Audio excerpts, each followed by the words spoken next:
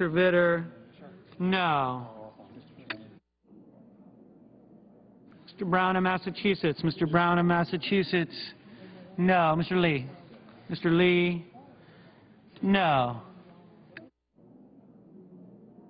Mr. Bozeman? Mr. Bozeman? No. Mr. Kerry? Mr. Kerry? Aye. Mr. Rubio? Mr. Rubio? No. Mr. Webb? Mr. Webb? Aye. Ms. Stabenow? Ms. Stabenow? Aye. Mr. Leahy? Mr. Leahy? Aye. Mr. Cochran? Mr. Cochran? No. Mr. Moran? No. Mr. Moran? No. Mr. Cole? Mr. Cole?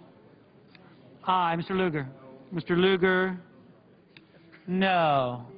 Ms. Landrieu? Ms. Landrieu? Aye.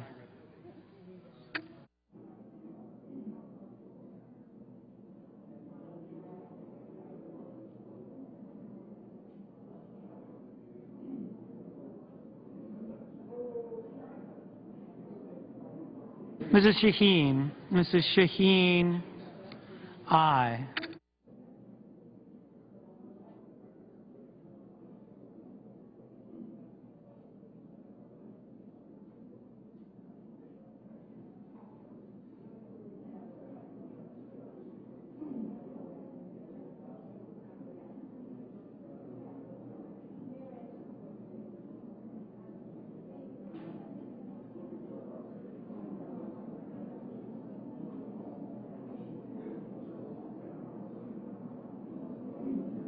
Enzi? Mr. Enzi? No. Mr. Bingaman? Mr. Bingaman? Aye. Mr. Heller? Mr. Heller? No. Mr. Carper? Mr. Carper? Aye. Mr. Hatch? Mr. Hatch? No. Mr. Graham? Mr. Graham? No. Lautenberg? Mr. Lautenberg? Aye. Mr. Bennett? Mr. Bennett? Aye. Mr. Pryor? Mr. Pryor? Aye.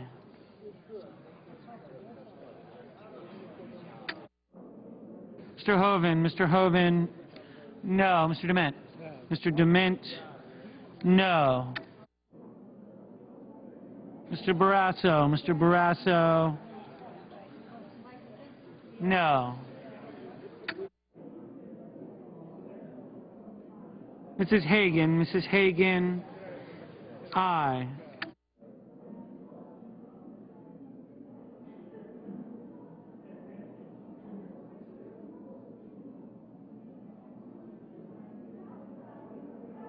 Mr. Baucus? Mr. Baucus? Aye.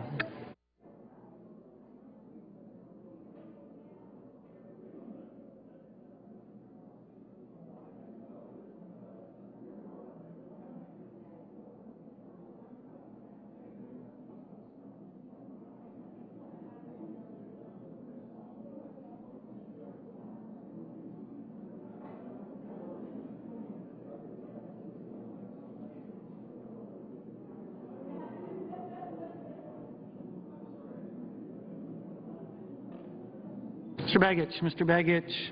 Aye.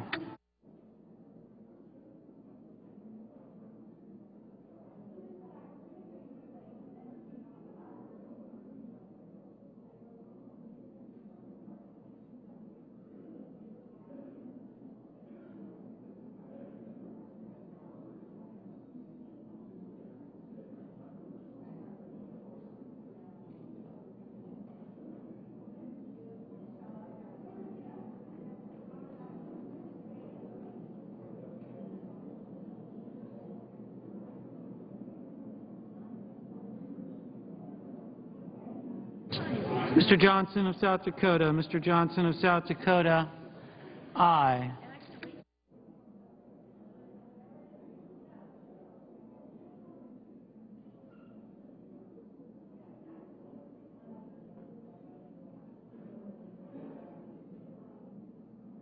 Mr. Lieberman? Mr. Lieberman? Aye.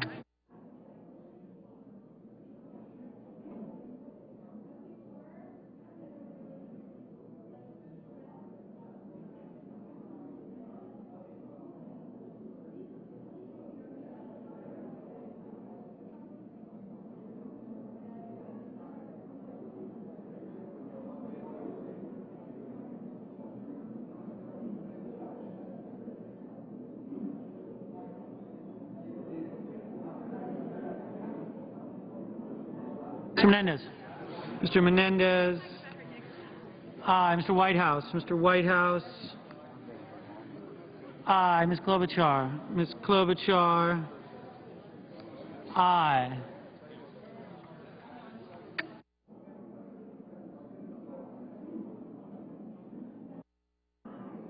Mrs. Gillibrand. Mrs. Gillibrand. Aye.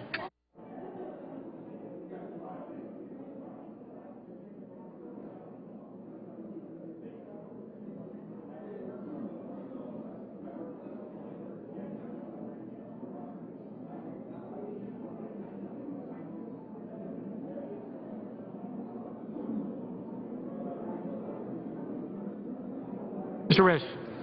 Mr. Risch. No. Mr. Inhofe. Mr. Inhofe. No.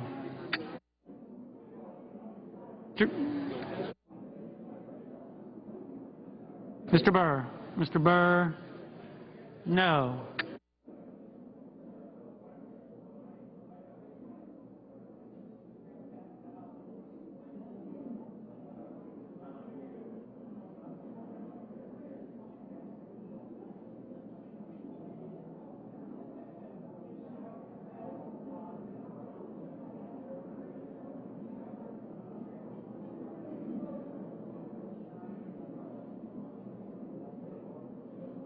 Mr. Thune. Mr. Thune. No.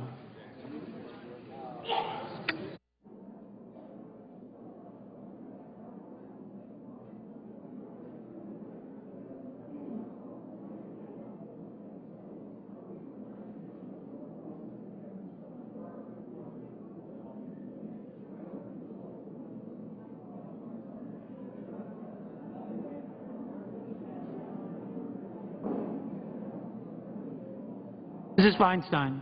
Mrs. Feinstein. Aye.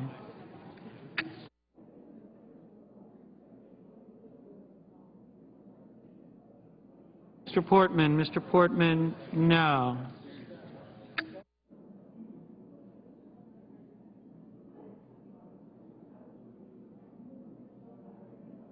Mr. Schumer. Mr. Schumer. Aye. Mr. Udall. Mr. Udall of New Mexico.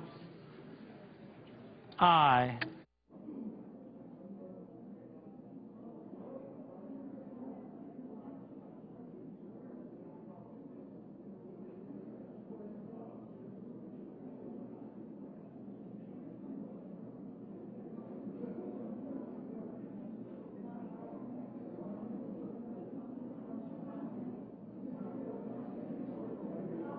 Mr. Sessions. Mr. Sessions. No.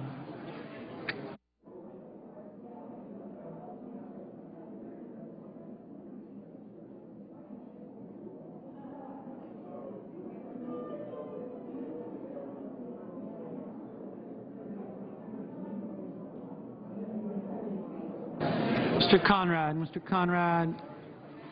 Aye. Mr. Shelby. Mr. Shelby. No.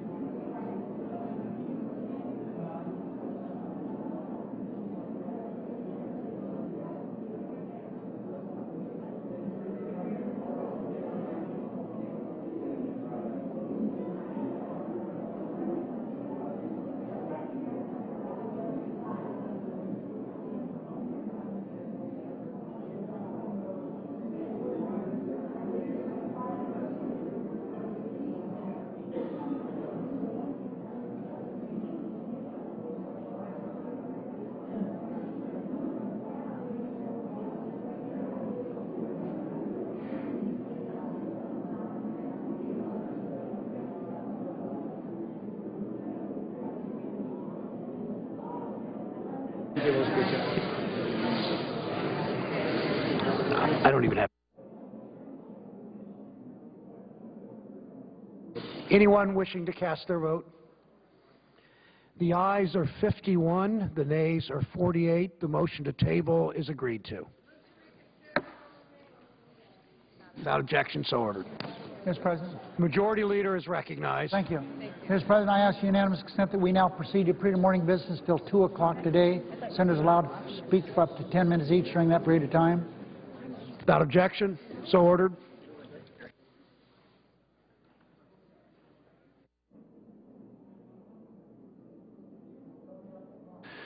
Clerk will call the roll. Mr. Akaka.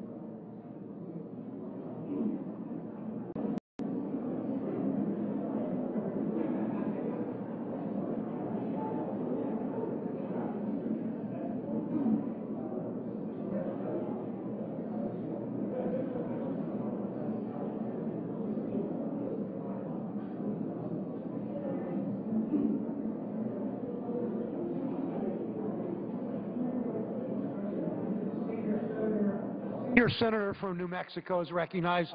The Senate be in order. Thank you, Mr. President. I send a quorum call. I'd ask unanimous consent the quorum call be dispensed with. Without objection, so ordered. Mr. President, I'd send a bill to the desk entitled the Clean Energy Standard Act of 2012 and ask that it be appropriately referred. The bill will be received and appropriately referred. Mr. President, let me take a few minutes to describe this legislation for my colleagues and hopefully urge them to seriously consider this legislation. It is introduced by me with several co-sponsors, Senators Wyden, Sanders, Senator Mark Udall from Colorado, Senator Franken, Senator Coons, Senator Kerry, Senator Whitehouse, Senator Tom Udall from my home state of New Mexico. All of those individuals strongly support what we're trying to do in this legislation. I particularly want to thank the staff of the Senate Energy Committee for the hard work they put into developing this proposal, and particularly Kevin Reinhart, Kevin Rennert, who worked very hard on this proposal and got a lot of very useful input from many sectors and many individuals. This is a simple plan to modernize the power sector and guide it toward a future in which more and more of our electricity is generated with cleaner and cleaner energy. The purpose of the legislation is to make sure that as we continue to grow and power our economy, we leverage the clean resources that we have available today and also provide a continuing incentive to develop the cheaper, cleaner technologies that will be needed in the future. We want to make sure that we drive continued diversity in our energy sources and allow every region of the country to deploy clean energy using the appropriate resources for that region. We want to make sure that we do all of this in a way that supports homegrown innovation and manufacturing and keeps us competitive in the global clean energy economy. The plan that we're putting forward with this legislation would implement a Clean Energy Standard, or CES for short, and let me describe how it works.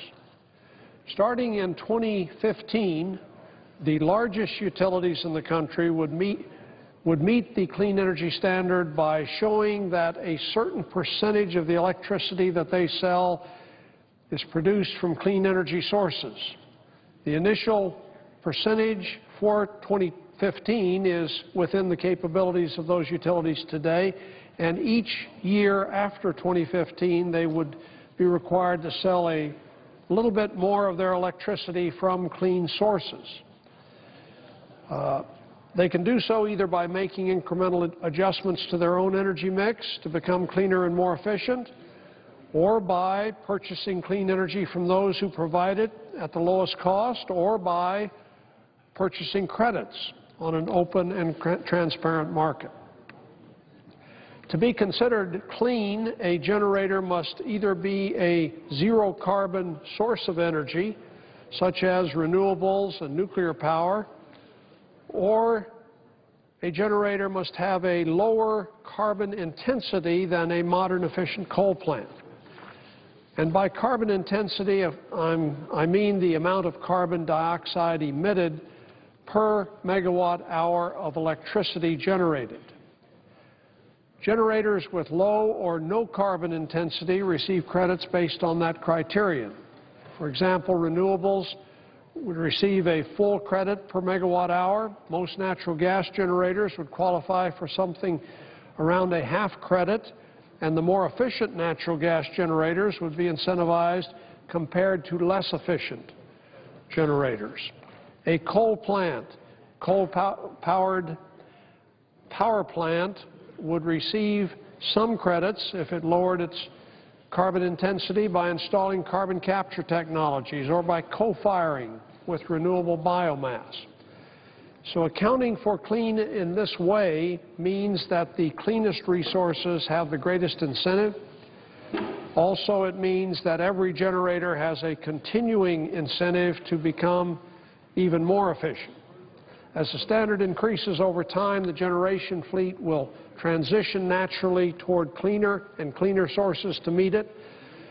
The Clean Energy Standard sets an overall goal for clean energy, but the optimal and the cheapest set of technologies to use will be determined by the free market. The rate of transition is predictable and it's achievable, and the rules of the road are transparent and they are clear.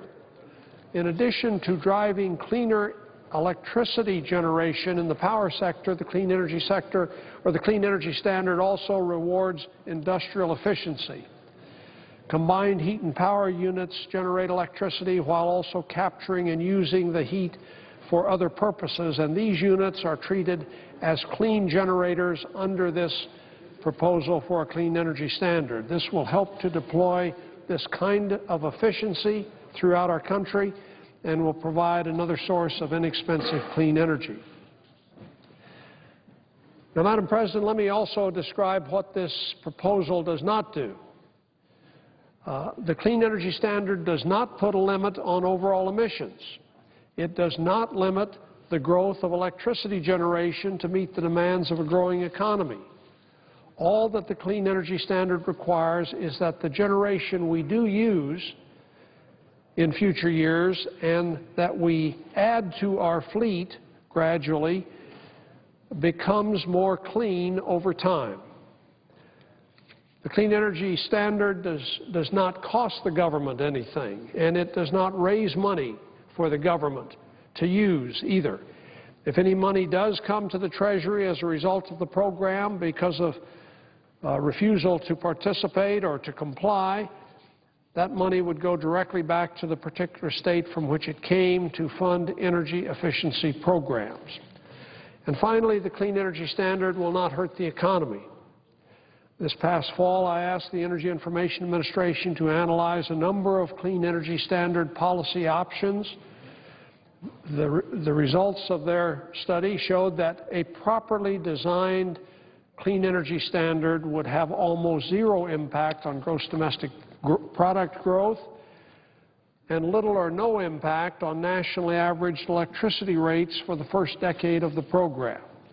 The Energy Information Administration analysis did show that a clean energy standard would result in a substantial deployment of new clean energy and carbon reductions of between 20 and 40% in the power sector by 2035, which is the time frame provided for in the proposal.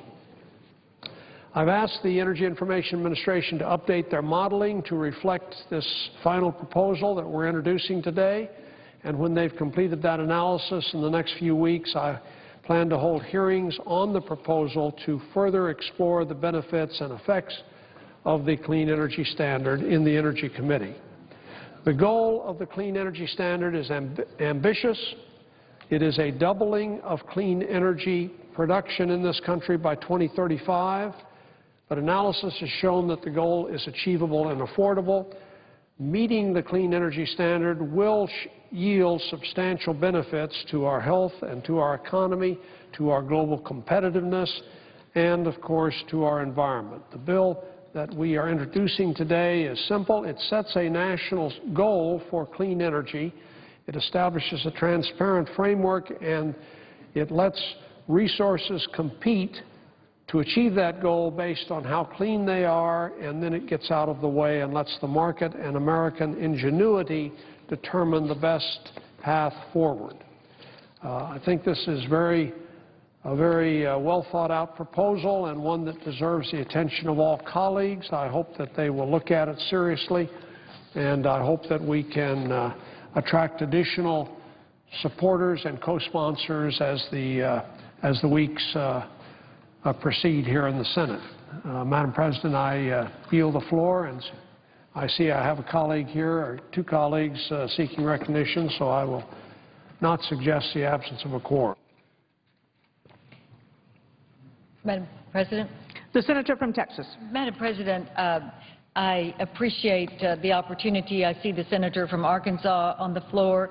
I will follow the senator from Arkansas on another piece of legislation about which I hope to speak, but I do want to take about 5 minutes to read the letter that William Barrett Travis sent from the Alamo on tomorrow is the anniversary date.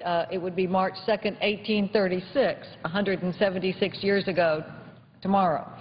I am going to read this letter in commemoration of Texas Independence Day, because it was on this day that Texas declared its independence from Mexico.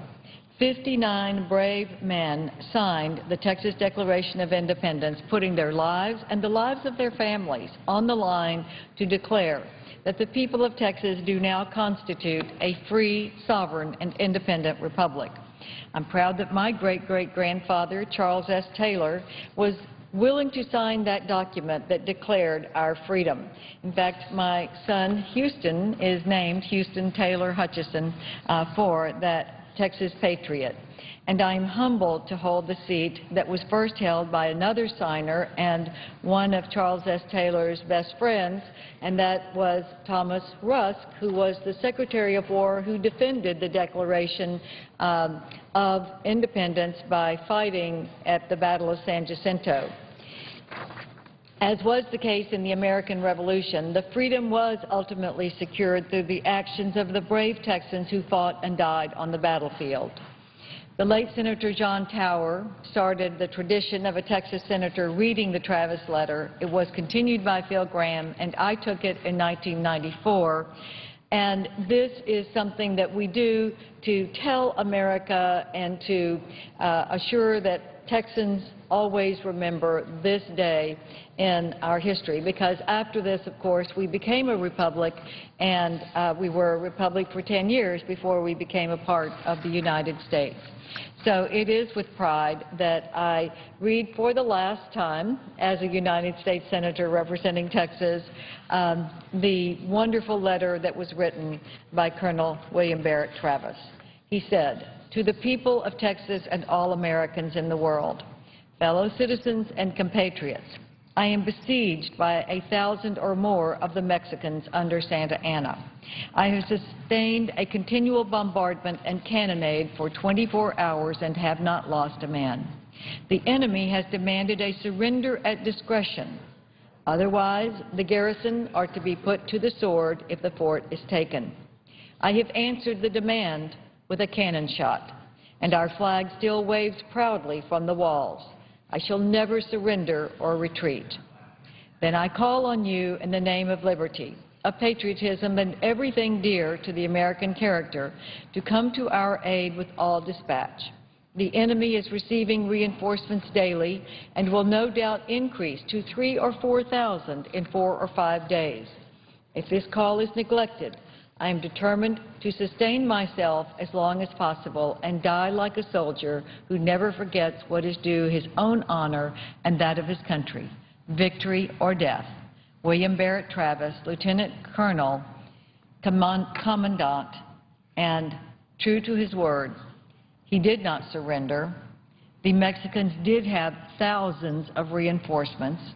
He drew the line in the sand at the Alamo. All but one man bravely crossed that line or was carried over it on a stretcher to accept the challenge to stay and fight. These men knew they would never leave the Alamo alive, but they heroically defended the Alamo for 13 days, the 13 days of glory, as it is known, against a force that eventually outnumbered them by more than 10-1. William Barrett Travis, Davy Crockett, Jim Bowie, and the rest of the 189 men at the Alamo gave their lives fighting for something greater than themselves. And it was that delay that gave General Sam Houston the time to organize his men and retreat to a point that they could defend, which eventually became the Battle of San Jacinto. 7 weeks followed, and on April 21st, 1836, Sam Houston, because of that delay that was given to them by William Barrett Travis and the 189 men at the Alamo, was able to take a stand at the Battle of San Jacinto, and Texas was a republic from that time forward for 10 years. And I have to say that Texas is the only state that was a republic when it entered the United States.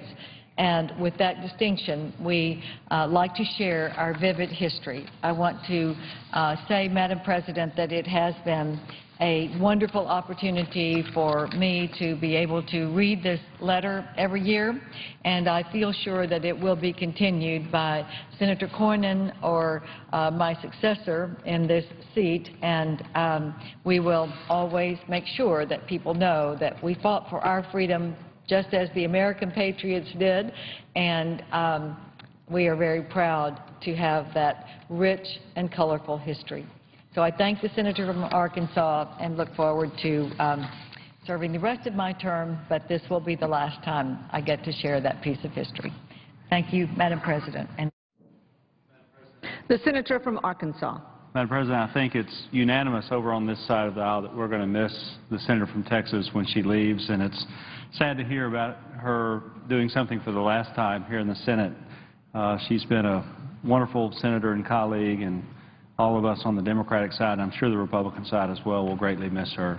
And also, Madam President, I would like the record to reflect that Texas does have a glorious history, and one of the things that we're proud of in our state is that many of the men who gave their lives for the Republic of Texas at the Alamo actually passed through Arkansas, because that's the old, I guess, the Southwest Trail back in those days, and many of those men passed through the state. And actually, there was a meeting place near maybe a tavern, I think they might call it back then, maybe near Hope, Arkansas. So that we feel a little piece of that history in our state as well. And President, I would just thank the senator from Arkansas for his kind remarks. I have so enjoyed serving with his father before him and then him. That is a point of history for Arkansas, that you followed your father into the United States Senate.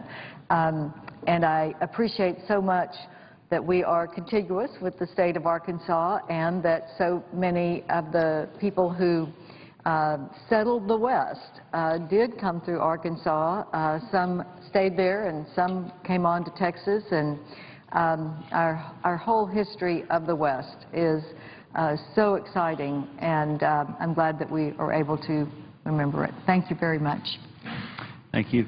Madam President, thank you for your recognition, and I would like to talk about something today that is on everyone's mind. I know that when I was in Arkansas last week for the recess, I did 4 or 5 town hall meetings, and pretty much everywhere I went, this was the topic of discussion, and that is gas prices in our state. And I know it hurts every American when gas prices go up, because gasoline prices and diesel prices have a way of working their way through the entire economy and causing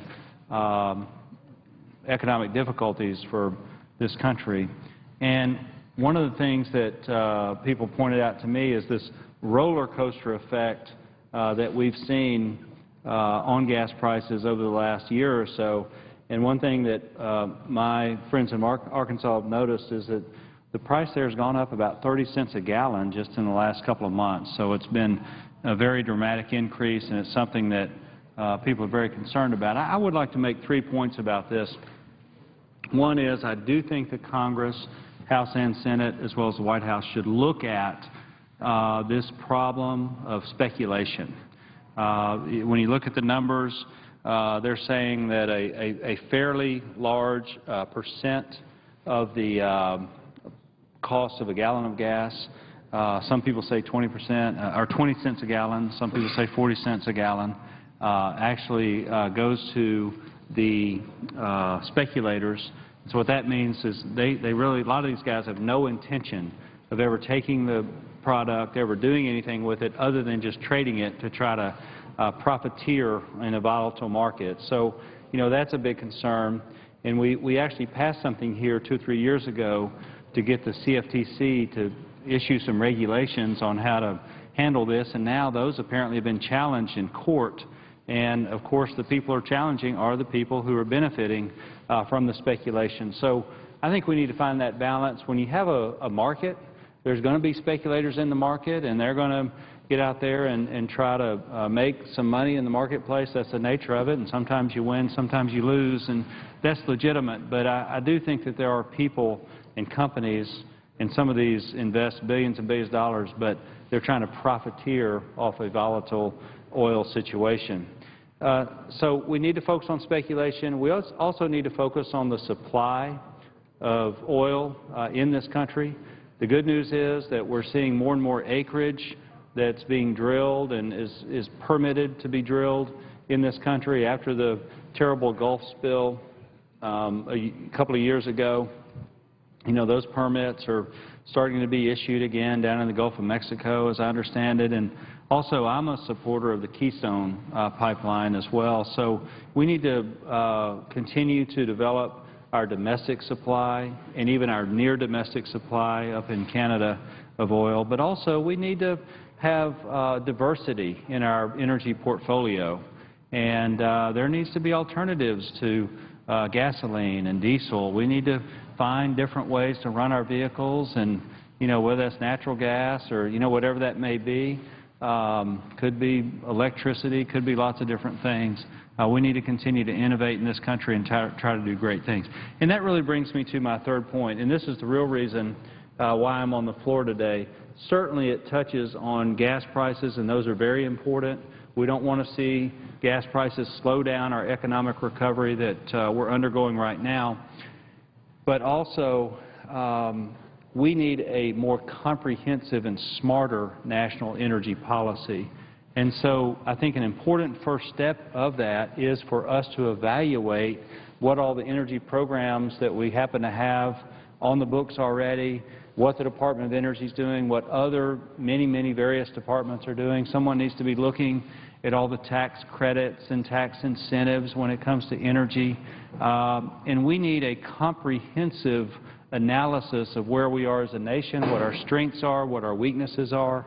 And what I am proposing is a bill, the Quadrennial Energy Review. And so it's a bill that we've introduced that I'm fortunate enough to have Senator Bingaman, the chairman of the Energy Committee, as well as Senator Murkowski, the ranking member of the Energy Committee, as co-sponsors.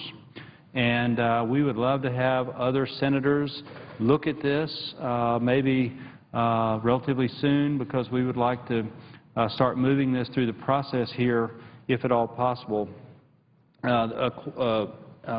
Quadrennial Energy Review is based on what they do at the Department of Defense. Every 4 years, the DOD goes through this very detailed, top-to-bottom analysis of all the things that they need to consider in the Department of Defense, and they come out with the QDR, the Quadrennial Defense Review. And basically, in looking at what you have, it also presents a roadmap for where you need to go. And that's what we need to do with energy. We already have this model that works. This idea would be more of a government-wide, not just the Department of Energy, but actually government-wide. And I would just encourage all my colleagues to look at this. If you wouldn't mind having your staff checking back with my office, we would love to have you as a co-sponsor if you're interested. Don't think it's controversial. I don't think there's, much money or much requirement involved. I think it's just good government and smart government to try to come up with a great, comprehensive energy policy for our nation.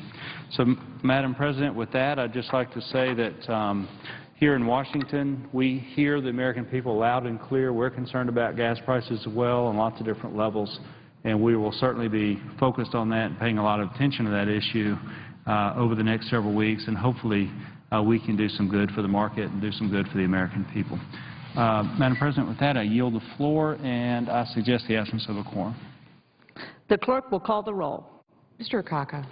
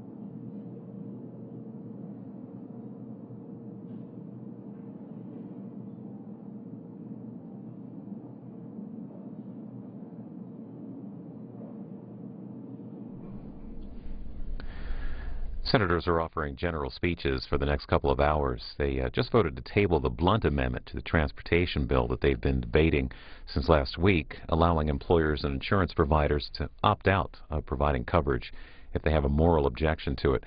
The final vote was 51 to 48. 48 Democrats, 2 independents, and 1 Republican voted aye, and 45 Republicans and 3 Democrats crossed over. Senators Casey, Manchin, Nelson of Nebraska voted nay. Senator Kirk was absent.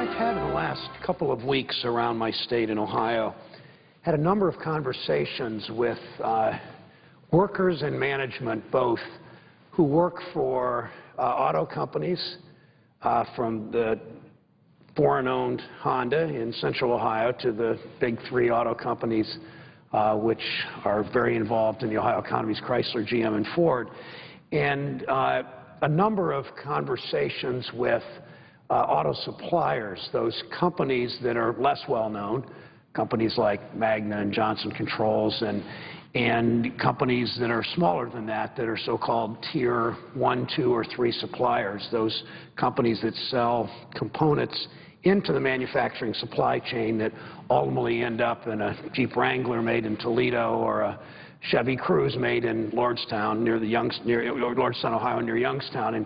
And in almost all of these conversations, these companies, these executives and workers are just simply incredulous that this is still being debated about the auto rescue, that it worked or it didn't work. You just got to come to Ohio, not just northern Ohio, where the assumption is that's sort of where the auto industry is. In Ohio, it's true, but it's also in the rest of the state. But people all over Ohio and all over the whole industrial Midwest, and I think all over the country, understand that the auto rescue worked. We know back when Senator Levin and Senator Stabenow and Senator Voinovich, a Republican from my state who since retired, took to the floor and in committee hearings and all that in December of 2008, when President Bush realized the auto industry needed, at minimum, some bridge loans to stay in business, not because we have any interest in the government owning auto companies, but because we knew hundreds and hundreds and hundreds of thousands of workers in small business and thousands of small businesses that manufacture things in our state and in Michigan and in Indiana and all over the region, all understood that it would be economic devastation. It would have led, I think most economists think, and most auto people think, and I think most Ohioans think it would have led to a depression. So that was December 2008. Because of a whole bunch of reasons, this place decided not to do what President Bush thought we should do, and then later on, a few months later, when President Obama said, we've got to step up here and do the right thing. It was still a difficult vote. It passed with some Republican support, not as much as we hoped for, but it passed. And we can now look, this was December 2008, then early 2009, when President Obama took the oath of office, and we can look what's happened to this country. Fundamentally, we see an auto industry which is so important to our manufacturing in our country, and manufacturing so important to building a middle class. We can see what that's meant to our country. And I'll give you a big example. From 1997 to 2000, until 2010, every single year we had seen a decline in manufacturing jobs in our country. Every single year, and in my state. And I know the presiding officer's state of North Carolina, which is, manufacturing's been a huge presence. They have suffered, as every state has. But from 2007 to 2010, every single year, manufacturing job loss. But you know what? Since the auto rescue, for the last 20, 21, 22 months, we've seen manufacturing job growth every single month for the country and for my state of Ohio. Every single month we've had more manufacturing jobs than the month before. That's not good enough because it's not enough growth, but it's clearly going in the right direction. In auto alone, you can see what's happening in my state. The four large auto companies in Ohio, Ford, Chrysler, General Motors, and Honda. All four of them have announced major expansion plans, major investments in our state, including building a new car in some cases, building a new line of cars, and in other cases expanding significantly. So you can look at a car like the Chevy Cruze, which its engine is made in Defiance near the Indiana border, its bumper is made in Northwood, its transmission is made in Toledo. Its speakers are made in Springboro, down near Dayton in southwest Ohio, sort of the Dayton-Cincinnati area. There are brackets made in, I believe, Brunswick and other places. The steel comes from Cleveland. The aluminum comes from Cleveland. The stamping is in a plant in Parma, the stamping, I believe, of the stamping of the components for the car. In the assemblies, ultimately in Lordstown, 5,000 people work in Lordstown, Ohio, stamping and assembling this small car that's been one of the best sellers of any car in the United States of America. In Toledo, where the Jeep Wrangler is assembled, prior to the auto rescue, only about 50% of these cars, of the components in the Jeep Wrangler, are American-made, only 50%. So half of them came from production outside the United States. Today, about 75% of the Jeep Wrangler, the components to the Jeep Wrangler, are assembled in the United States, so-called domestic content. What does that mean? That means jobs. That's why it's so important that the President continues to move forward, and I hope more aggressively, on the whole issue of auto supply parts. We saw just 10 years ago, we had a deficit with China of about $1 billion in auto parts. Today, we have a trade deficit with China on auto parts of almost $10 billion. So I know how concerned the President is. I know that American auto companies, including Honda, want to source more and more of their products in the United States of America. They want those products to be manufactured here in addition to being assembled here. And manufactured here obviously means that it would be close to the final assembly point in the critical mass that these manufacturers want to grow jobs. So we're seeing a partnership now that we've never seen in my lifetime, I believe, between the auto industry and the United States government, not for the government to have ownership, not for the government to tell the auto industry what to do, but the government to make the business climate for these auto companies more and more favorable. And that's what's good. That's what's come out of the auto rescue for Toledo in the assembly of the Jeep Wrangler. That's what's come out of the auto rescue in Youngstown, in Lordstown, the Youngstown area for the Chevy Cruze. All of that is good news. That economic growth, that manufacturing job growth we've seen for more than 20 months clearly takes us in the right direction. It's important that the naysayers just kind of drop. I mean, they can say whatever they want about the auto rescue. They're going to say what they want for political reasons. But it's clear that we as policymakers, you know, presidential candidates are going to do what the presidential candidates are going to do in both parties. I don't really much care. But I do care that this body, the United States Senate, focus its efforts on how do we cooperatively grow this industry. It means more union auto workers going to work. It means more non-union auto supply chain workers going to work. But all of these are good-paid jobs, and that's what do we care about more here than preparing an environment for good-paying jobs that put people back to work and can help